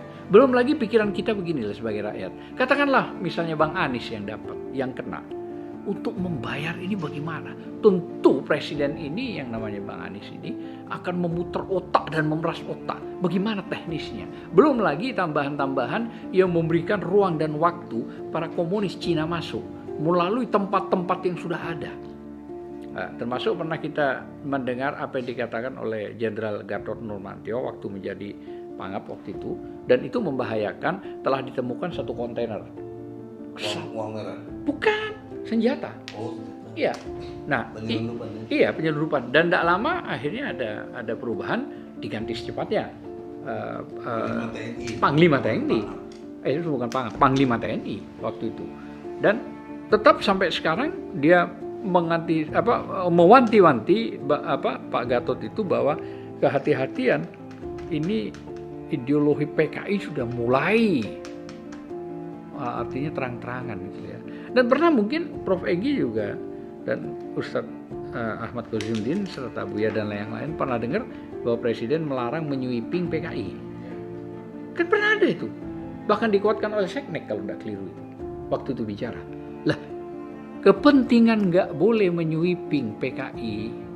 Nah ini kan sudah ada indikasi. Yang lebih indikasi itu muncul dan tidak bisa dibantah. Kepres 17. Kepres 17 itu menyatakan bahwa Presiden 2022 itu atas nama pemerintah meminta maaf kepada PKI atas korban yang terjadi. Wah ini kan coba bagaimana, siapa yang harus kita jawab ini gitu loh ya. Walaupun tidak terlaksana, tapi Kepres itu ada. Berarti PKI korban. PKI korban. Pelakunya TNI. Iya, pelakunya Dan pokoknya umat TNI, umat Islam, tokoh dan semuanya. Jadi diwakili oleh Jokowi mungkin ya, pandangan Kepres 17, udah deh kita minta maaf atas nama negara. Coba ini maksud saya ya, sudah melampaui dari ijazah yang kita bicarakan kan gitu kira-kira. Berapa banyak sudah? Iya. Nah, lebih bahaya lagi laten-laten begini. Bukan cuma pengkhianatan. Bukan cuma pengkhianatan ini. Sudah layak masuk digodok di pasal 7A dan 7B untuk dilanjutkan ke MK. Ya, dan kategorinya pengkhianatan. Pengkhianatan, iya, artinya sudah parah ini gitu loh. Nah ini masalah maksud saya, sebegitu banyaknya gitu loh ya persoalan-persoalan yang memang ini fakta, bukan bohong. Apalagi terakhir-terakhir ini seorang Joko Widodo mengatakan, saya harus cawe-cawe. Loh, pengakuan itu berbahaya seorang presiden. Masuk 7A itu juga. Bahwa perbuatan tersebut itu tercela. Terbukti 90 MK. Itu sudah jelas nyata. Coba PKPU, undang-undang yang dibuat KPU nggak berubah. Tetap diterima ya. Tetap diterima. Makanya kan aneh. Kacau. Bukan kacau lagi nih, gila. Gitu loh ya. Diterima. Dan padahal secara prosedural itu ternyata Almas itu setelah mengajukan ditolak di MK. Ya. Tahu-tahu diterima kembali dengan ada tanda tangan yang aneh. Tidak ada. Nah, iya, tidak ada tanda tangan tapi dipalsu kayaknya tanda tangan itu. Nah ini kemana? Ini kan ada Benyamin nih, anaknya Benyamin ini. Bagaimana? Benyamin rekan kita. Bu Yamin, iya. Anak kita sama kita kan dekat dia. Jadi tapi ya sudahlah. Saya nggak tahu ini apakah mungkin ini. Bunyamin kan anaknya Almas itu. Almas itu Anaknya Bunyamin Solo. Jangan-jangan juga ya. Saya khawatir proyek juga ini gitu loh. Nah ini masalah. Nah makanya itu dia. Jadi coba bayangkan. Mulai tadi yang kita sampaikan. Jadi udah begitu luar biasa banyaknya coba.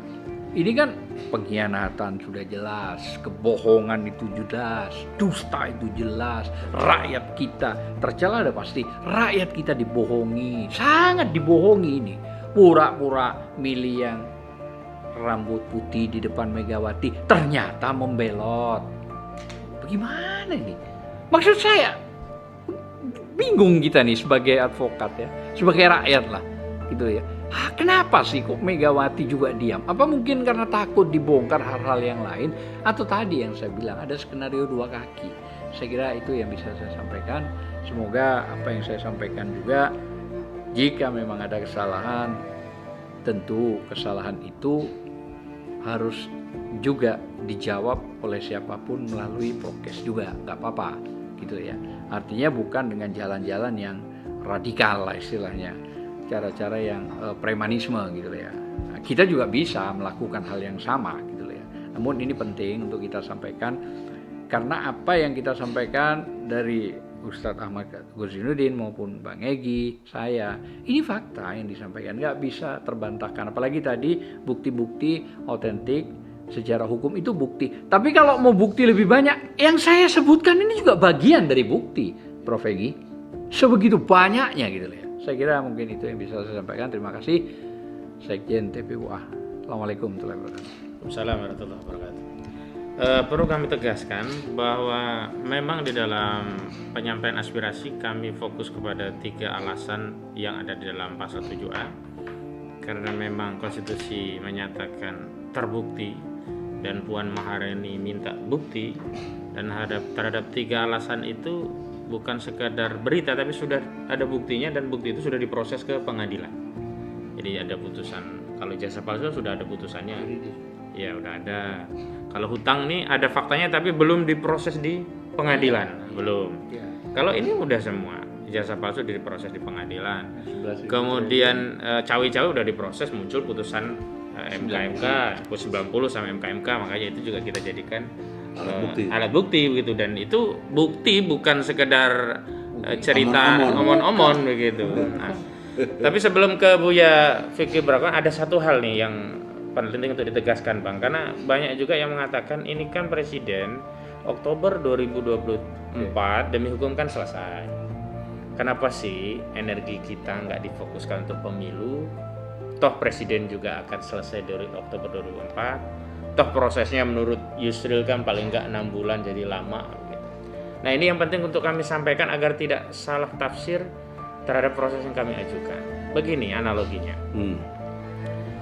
Analogi yang sering kami sampaikan adalah kalau seorang imam saat memimpin sholat berjamaah pada rakaat terakhir itu dia kentut dan baunya kita dengar, aroma juga kita cium karena kita dekat dengan posisi imam, bahkan seluruh makmum mendengar suara kentut itu, brot misalnya gitu kan.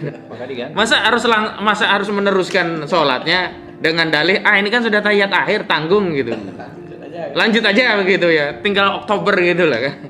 Tidak, karena masalahnya Presiden sudah terbukti tidak lagi memenuhi syarat, ijazahnya palsu tadi, karena Presiden terbukti melakukan perbuatan tercela.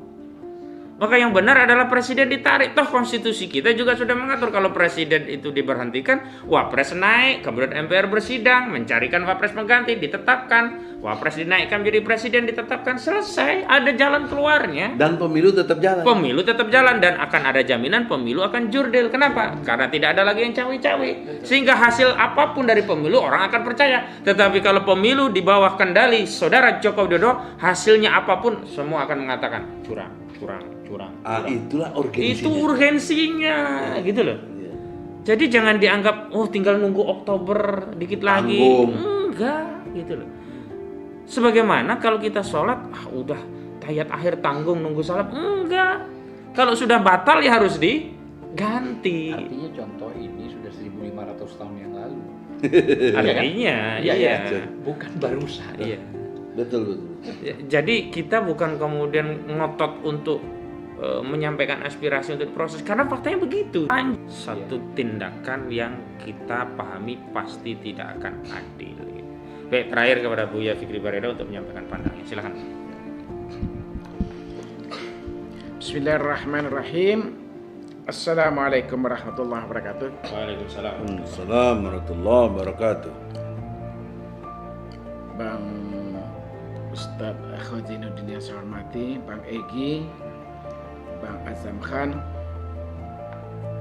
Yang pertama sekali saya ingin menyampaikan, saya Fikri Bareno ingin menyampaikan ini berawal dari dibukanya pintu bagi Ketua DPR RI akan menerima aspirasi pemakzulan Saudara Joko Widodo sebagai Presiden. Jadi yang nawarin Mega, Puan Maharani kan sebagai Ketua DPR. Ya, supaya jelas. Supaya jelas, ya kan.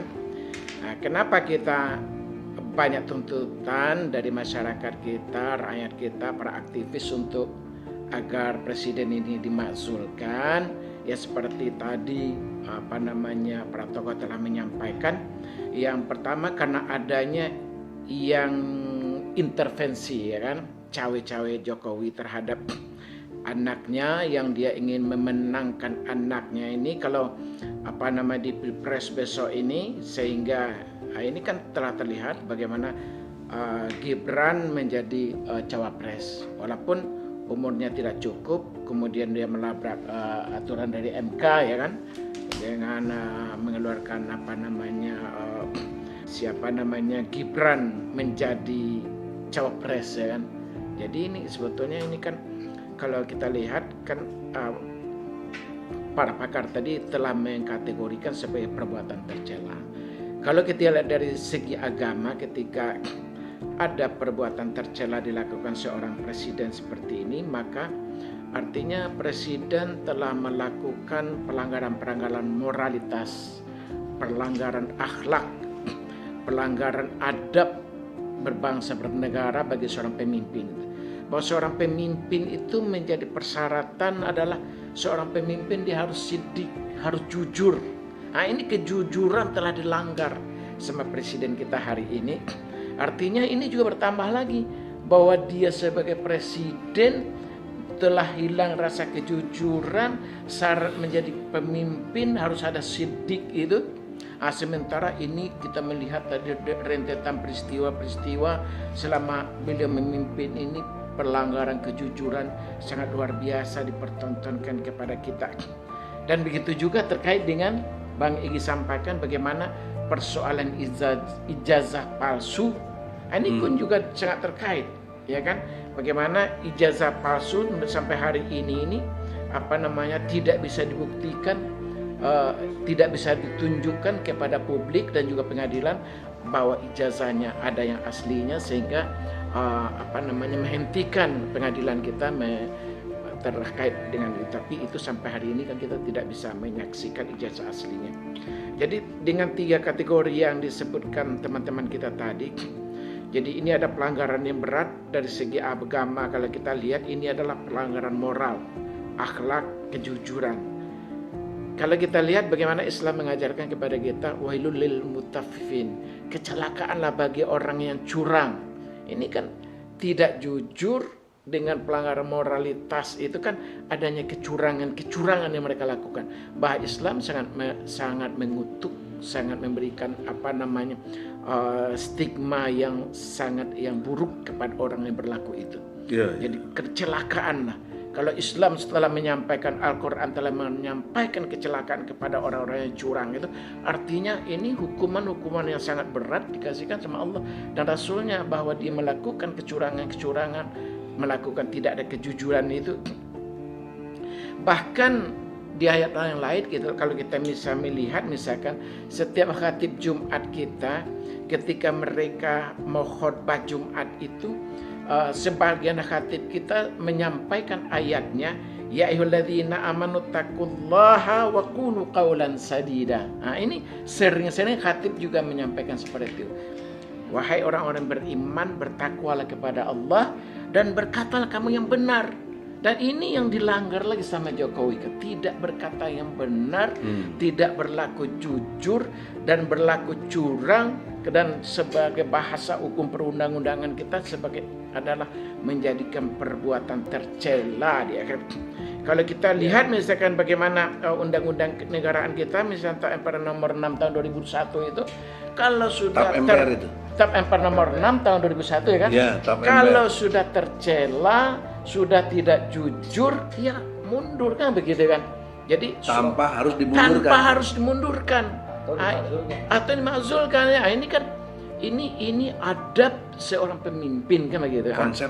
Konsep tahu diri kalau menurut Bang Egy. Jadi inilah yang kita salut dengan Presiden Soeharto. Begitu rakyat negeri ini merasa dia tidak dipercaya lagi, dia mengundurkan diri, berhenti jadi presiden. Nah, ini artinya masih ada adabnya kan? Masih ada adab, ada akhlak. Bahkan kita dalam Islam itu, Islam mengajarkan Rasulullah itu diturunkan ke muka bumi ini untuk membenarkan akhlak manusia. Nah, inilah. Jadi kalau akhlak, adab ini yang udah dilanggar, artinya ajaran yang utama bagi agama kita ini, Rasul diturunkan untuk membenarkan akhlak, dan ini yang dilanggar oleh presiden hari ini. Maka wajar kalau ada TAP MPR nomor 6 tahun 2001 itu, kalau sudah tidak dipercaya, sudah tidak berakhlak, sudah adab udah kurang, rakyat sudah ini sudah wajar, tahu diri aja lah kata Bang Egy, udah mundur Tidak usah dimakzulkan, harusnya lebih awal bisa mundur duluan gitu. Mungkin iya itu lebih bermartabat gitu. Kemudian lebih lanjut kita melihat bagaimana misalkan di dalam ayat yang dipesankan sama Bang Egi tadi kepada kita itu, ayat surat apa tadi Bang? Az-Zariyat. Surat Az-Zariyat ya kan? Ayat 10. Surat Az-Zariyat ayat 10 dan ayat 11. 11-nya itu memang mengatakan apa namanya? Ini ada saya tuliskan di sini. Oh, mana dia? Kecil mana tulisannya? Ini dia. Sebentar.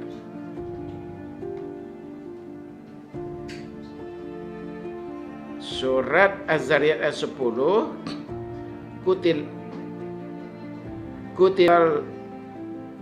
Kutilah kharrasun, ya kan? Ya. Terkutuklah orang-orang yang banyak berdusta. Ini jadi apa namanya? Allah memang memberikan kutukan betul kepada. Jadi memang Islam itu sangat menjunjung tinggi kebenaran, kejujuran, moral itu, akhlak itu, adab itu. Makanya kalau setiap khatib Jumat itu memesankan itu tidak hanya ditujukan kepada mereka yang sebagai rakyat biasa, bahkan kepada para pemimpin itu disampaikan bahwa berkata benar itu adalah bahagian yang sangat terpenting bagi ajaran agama, karena itu adalah ujung tombak daripada akhlak itu. Kalau kita sudah dengan mudah kejujuran sudah tidak dianggap hal yang penting, kebenaran sudah tidak dianggap hal yang penting, artinya kan itu sudah nilai-nilai agama itu telah dihilangkan di dalam kehidupan berbangsa dan bernegara. Apalagi ini adalah seorang presiden. Jadi kalau misalkan menurut saya kalau apa namanya itu yang sudah dihilangkan, tentulah akan menjadikan apa namanya rakyat negeri ini bagaimana kepercayaan, trust itu akan jadi hilang. Ini tentu terkait erat ketika presiden ini dia memajukan anaknya Gibran menjadi wapres. Konteksnya ke sana. Ketika anaknya menjadi wapres, maju bersama Prabowo, lalu apa namanya presiden tetap berkuasa, dan dia telah menyampaikan jauh-jauh hari akan mencawe-cawekan, akan bertindak menjadi tim sukses anaknya. Bagaimana seorang kepala negara yang anaknya maju jadi wakil presiden, lalu orang tuanya menjadi apa namanya tim suksesnya, dan seluruh kekuatan negara diarahkan untuk memenangkan itu. Ini berdampak kepada hasil pemilu yang sangat hasilnya nanti bagaimana hasil pemilu itu dipercaya oleh rakyat. Sementara yang menyelenggarakan ini adalah orang tuanya sendiri, bapaknya sebagai presiden. Jadi ini yang kita khawatirkan, kita akan menghasilkan hasil pemilu yang tidak legitimate, yang tidak terpercaya. Dan kalau hasil pemilu nanti tidak terpercaya, tidak legitimate, tidak rakyat negeri ini tidak menganggap hal yang apa namanya dia merasakan keadilan ada di situ, kejujuran ada di pemilu itu, maka ini kita pemilu yang dibiayai dengan dana yang 70 triliun ya kan. Ini kan dana yang bukan main besarnya ya kan. Lalu rakyat negeri ini nanti tidak melahirkan kepercayaan hasil pemimpin yang dilahirkan itu. Ini yang perlu kita apa namanya antisipasi jauh. Makanya kalau hari ini rakyat dan tokoh-tokoh negeri ini meminta agar Jokowi sebagai presiden dia berhenti atau minta dia mundur atau dimakzulkan sehingga dia tidak bisa lagi mengganggu pemilu ini, istilahnya tidak lagi dia berbuat agar pemilu ini tidak berlaku menjadikan anak intervensi terhadap anak dan lain-lain. Tentu pemilu bisa berjalan dengan seadil-adilnya. Inilah yang harapan kita. Makanya keras dikit. Artinya begini, yang disampaikan Ustadz tadi soal ayat kalamullah tentang kazab, ya kan? Iya betul. Dan itu ditujukan kepada pemimpin. Berarti pemimpin yang satu ini apa pura-pura tidak tahu atau sudah tahu? Dan kira-kira kutukannya berapa banyak itu kira-kira? Atau bebal. Iya. Jadi artinya menimpa kutukan itu berapa banyak? Coba. Ya. Silakan. Ini kita karena Daeng juga menunggu ternyata lewat Zoom. Lewat Zoom. Daeng, ya. Habis ini Daeng ya, oke. Baik, kalau begitu ini kan apa namanya? Ya kalau kita lihat memang apa namanya Bang Azam sampaikan itu memang saya rasa Maksudnya kutukan Tidak. berapa kali lipat itu. tidak mungkin. Diabaikan gitu loh. Iya mungkin saya rasa mungkin juga tidak tahu juga tidak mungkin. Sebab kan di sekeliling mereka juga banyak orang pintar. Mungkin Menteri Agama mengabaikan gitu. Mereka tahu tapi masuk kuping kanan keluar kuping kiri. berarti melawan. Iya, abai dengan pesan-pesan ilahi gitu. Dan menurut saya ini satu hal yang bisa berdampak kepada bangsa dan negara kita. Kalau pemimpin itu tidak tunduk dan patuh kepada perintah Allah, tentu keberkahan dari langit itu Allah akan tidak turunkan. Tidak Sebagaimana dari Al-A'raf. langit, dari bumi juga. Iya, dan sebagaimana Al-A'raf 96 itu kan, kalau negeri ini dipimpin secara beriman dan bertakwa, Allah akan turunkan keberkahan dari langit dan bumi. Tetapi ketika pemimpinnya itu tidak dusta, bohong, Bodoh. tercela, kemudian tidak berakhlak, kemudian labrak seluruh aturan, lalu merusak bangsa dia sendiri. Harusnya kan dia yang menjadi penjaga untuk seluruh bangsa ini, sehingga bangsa ini menjadi bangsa yang yang harmonis, yang dia bukan tim sukses kan, dia kan bukan tim sukses keluarga dan anak-anak ya, tapi dia adalah presiden bagi bangsa ini. Oleh sebab itulah kita hormat dengan Presiden Pak Harto dulu, meskipun berkuasa 32 tahun ya kan, tapi tidak pernah mendukung mencawe-cawekan keluarganya untuk menjadi wapres dan lain-lain. Padahal dia juga sangat pantas itu, walaupun itu kita juga tidak setuju lah misalnya gitu, karena ini memang sangat tersangkut dengan moralitas gitu. Inilah menurut saya memang pemimpin harus punya akhlak, pemimpin harus punya rasa malu juga, harus punya moralitas. Jadi sehingga ada yang pantas menurut akal manusia, ada yang tidak pantas, sehingga dia dengan rambu-rambu Al-Quran dan Sunnah itu tidak perlu misalkan hari ini kita menyampaikan ayat-ayat kayak begini hukuman kepada pemimpin yang curang misalkan, tidak perlu, tapi dia ada konsep tahu diri itu telah berhenti tidak berbuat sebelum ada rakyat yang melakukan protes. Itu mungkin Bang Egy yang paling pas menjawab. Tambahannya tentang tax payer money, itu pembayar pajak. Jadi uang yang dipakai ini adalah sesungguhnya dari kita rakyat, pembayar pajak. Jadi keliru kalau pakai istilah memakai uang negara gitu loh. Iya betul. Uang rakyat ini. Nah, jadi yang 11.000 itu adalah berkait dengan satu situasi yang ada, harusnya begitu. Jadi uang rakyat yang dipakai oleh mereka korupsi. Baik, mengingat waktu sudah habis, di ujung ada Daeng Wahidin yang memang tadi sudah mengkonfirmasi akan ikut bergabung.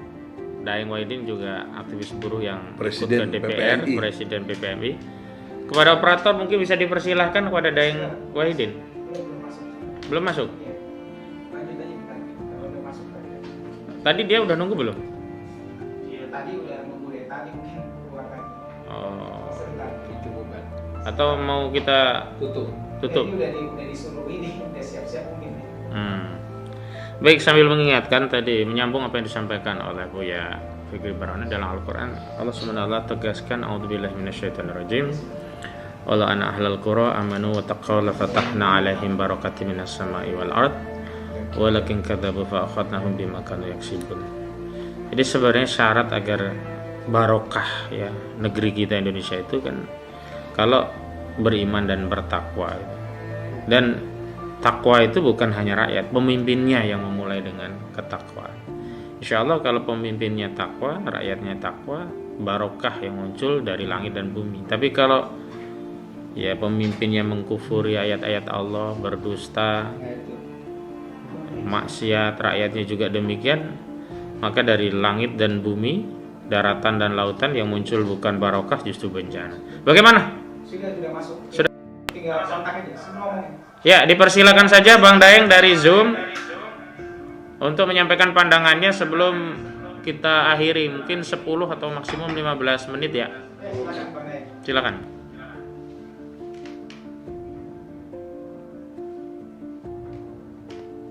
masih di mute, masih di mute. Unmute dulu Bang Deng.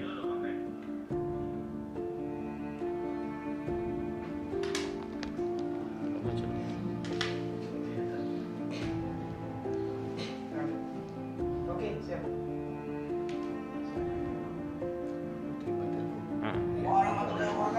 Waalaikumsalam. Assalamualaikum warahmatullahi wabarakatuh. Ya silakan lanjut. Langsung aja, langsung. Langsung aja. Yes. Ya, terima kasih atas kesempatan yang diberikan. Saya salah satu apalagi ini menghadiri undangan daripada rencana audiens dengan Ketua DPRD Puan Maharani. Sangat menyayangkan atas kejadian-kejadian represi yang dilakukan oleh aparat satpamnya ini ya. Tergambar itu dia. Iya, ini videonya video dia. Bukan kita. Teknologi. Kan. Udah muncul ya? Nah, ini udah.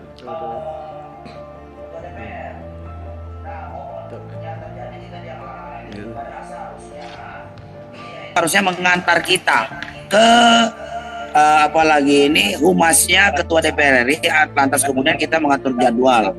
Apakah nanti Pak Puan mau menerima atau tidak, atau dibuatkan jadwal baru, itu urusan teknisnya ada di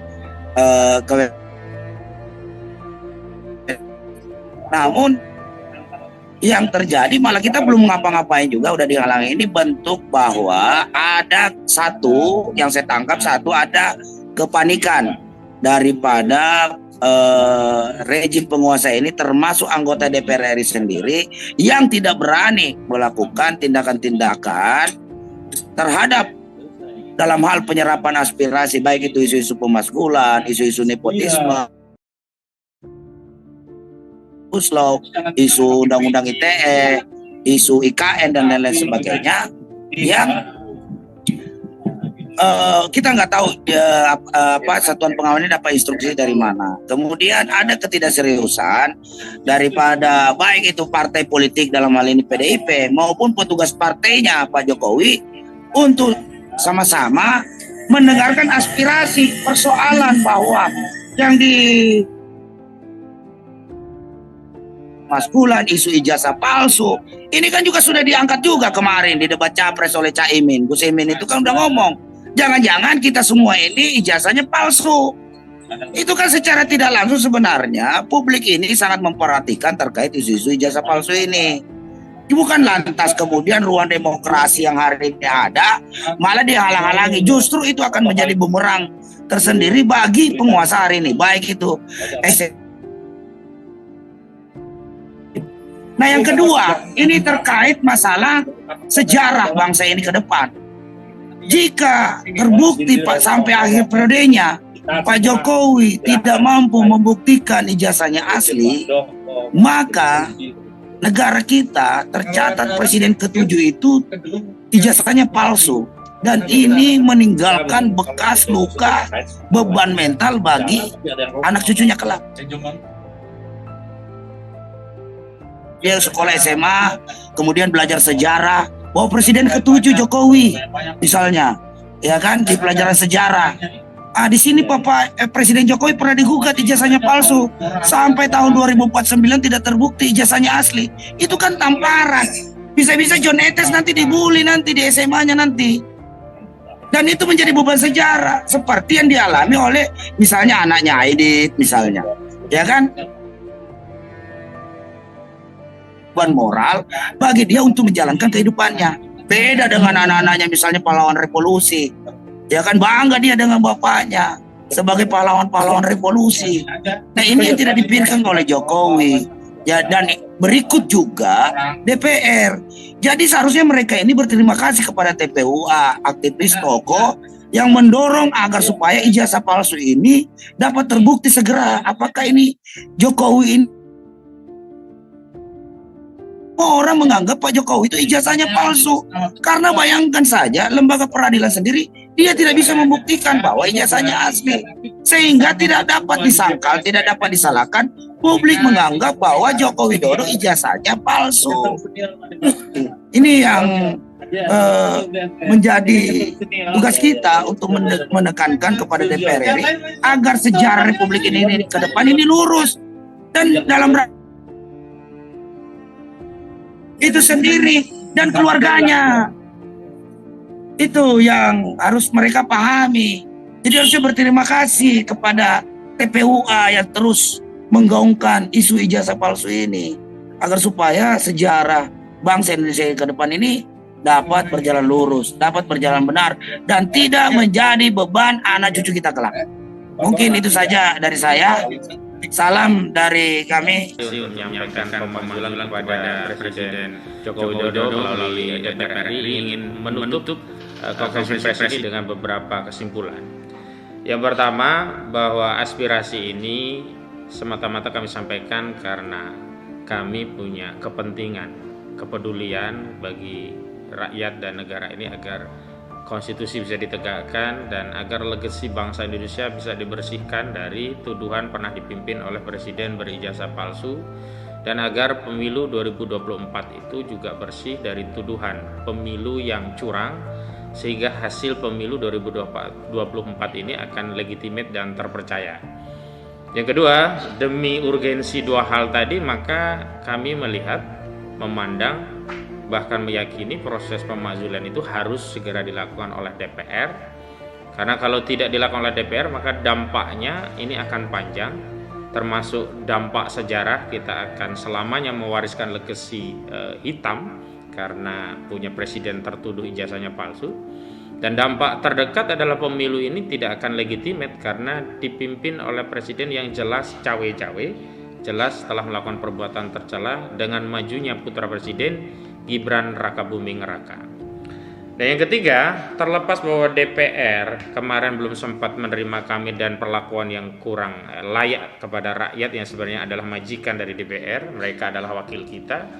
Tetapi kembali lagi berdasarkan ketentuan konstitusi pasal 7B Undang-Undang Dasar 1945, kewenangan untuk melakukan proses pemakzulan ada pada DPR. Usulan ya tentang pemberhentian presiden dan atau wakil presiden ada pada DPR. Karena itu kami tetap mengajukan aspirasi ini pada DPR.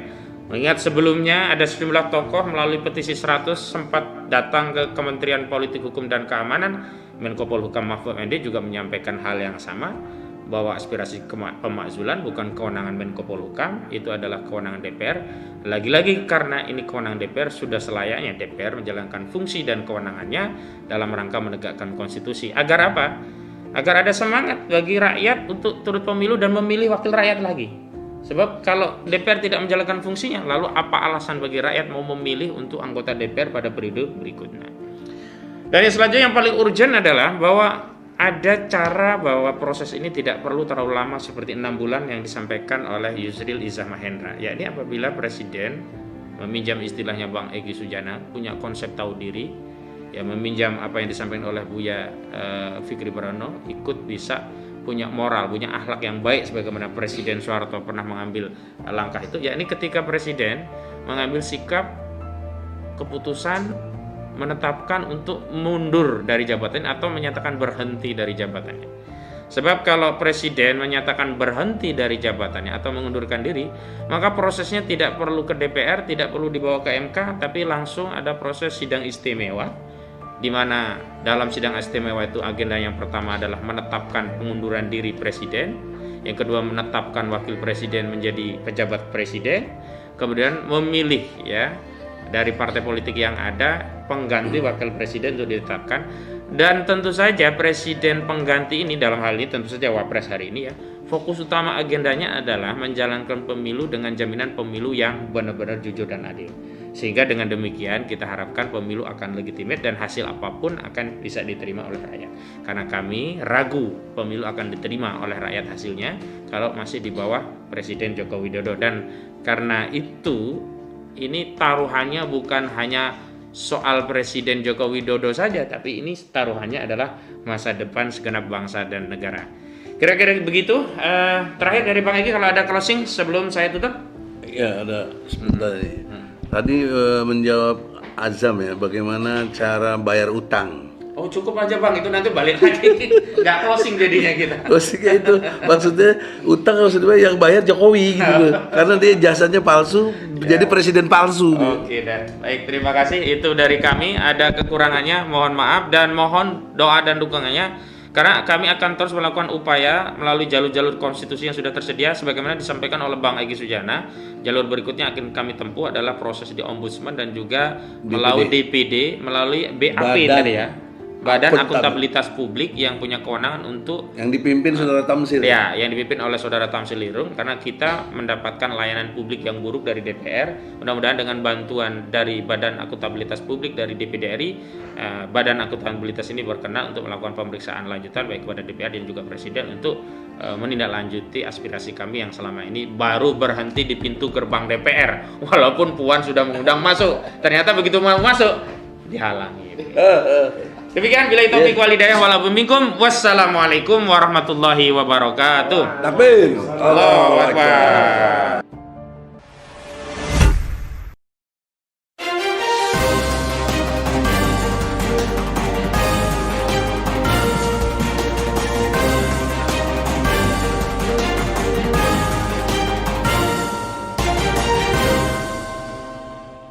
One Kawan TV 1